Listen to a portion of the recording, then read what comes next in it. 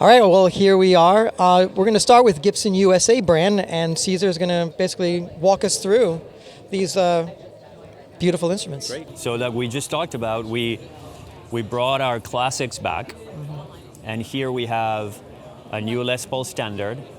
And with the standard, we've decided to do two things. We've decided to do a 50s spec Les Paul standard and a 60s. Okay. A lot of our fan base craves the original 50s, which is really all about the 59. Right.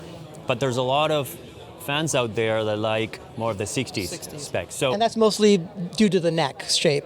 I'll walk you through it. It's a little, there are a few more changes, but the 50s spec standard is really true to the 59 with the original tuners, volume and tone knobs, burst buckers with the Alnico 2 magnets.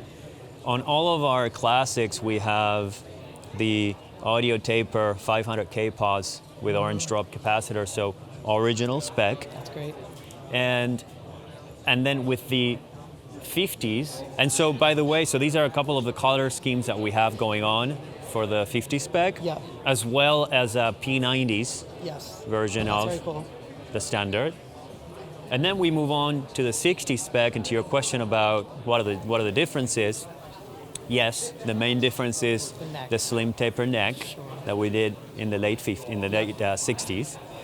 It's got the reflector knobs like we did in the 60s.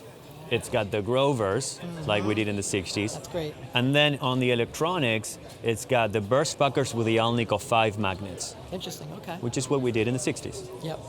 Interesting, that's great. Is there orange drop caps in that as well? Yes.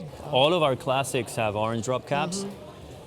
And the audio taper and so forth, so that it's just, stay true to those specs. I mean, this is a beautiful grain of rosewood. I don't know if you can catch that, but that's amazing. That obviously it's all rosewood. You guys didn't run into any problems or difficulties of trying to obtain rosewood, because I've been hearing a little bit about that in the music, about rosewood being somewhat scarce or hard to come by. We have our sources of rosewood, so this is all rosewood. The challenge really is using true Brazilian rosewood, which under the import-export rules, you can't do that. But so, we have our sources. We have a really nice supplier of rosewood, and that was one of the most critical points. Is really to stay true to the original specs, is to have rosewood on the fretboards. That's great. And it's a little move along, so and now moving down, we brought back into our core line two iconic models. This is the special Les Paul Special in TV yellow, right, with the two P90s, wraparound stop bar, and 50s, 59, really 59 neck on both. And this is something that a lot of our fans and our artists were really asking for. And then we have the Junior with the dog ear P90, and the rest is the same spec. Single slab of mahogany. Really versatile guitar when you play with the audio taper, with the volume, and then with the tone, where you can capture those different sounds. And so that growl for that sound, for that guitar is great. Yep. So I'm a personal huge fan of these two. Yep. And very excited to see. I even love that you got the tuners right as well. That's just great. And that was the point, is to stay true to the historical specs. And worked very closely with our master luthier, Jim DeCola, who's got such an incredible amount of knowledge of how to nail and really get all the specs, perfectly right. Not close, but actually get them right. That's great. And you also stay true, like none of these are chambered. These are true solid bodies, right? None of them are chambered, all true solid bodies, just like we made them in the 50s and the 60s. Great stuff. And so as we move down on our portfolio of classics, we made a couple of improvements and sort of tweaks to our 61 SG standard, which we made before. We just went into another level of detail to make it accurate, particularly with the shape of the neck. Shape. Okay. And we brought back two really iconic SGs.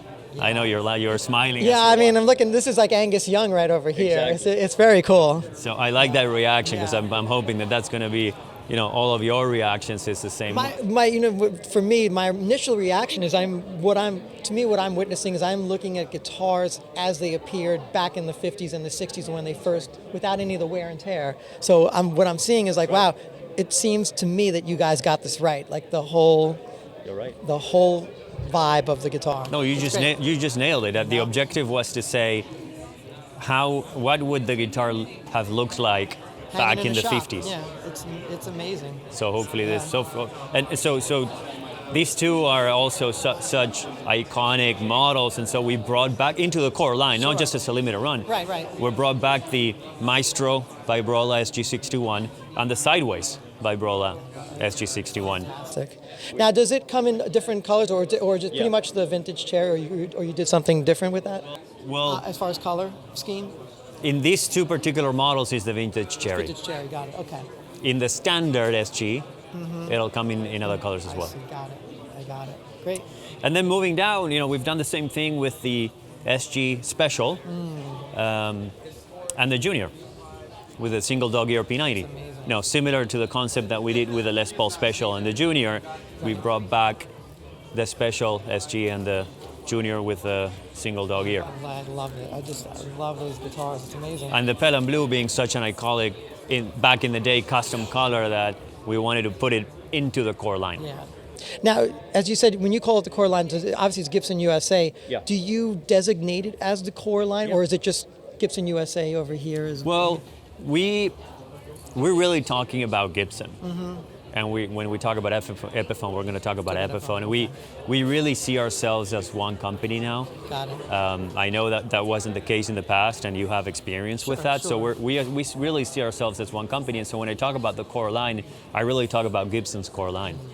And yes, we happen to make this in our USA factory, as everybody knows it, which is in Nashville. But this is our core line, and this is what's always going to be in stock. That we're always going to be offering our dealers and our fans. And once we make some changes or limited runs, it's going to be without touching these. Right? So these are always going to stay true to the historical specs, and we're not going to mess around with that. That's great. Having said that, we might do some, limited runs, some. It could be some regional focus, it could be calendar focused. And it could be things that we do with our dealers. We do special things with them, and that will be, different. It will be limited runs. That's great. Yeah, I just love it.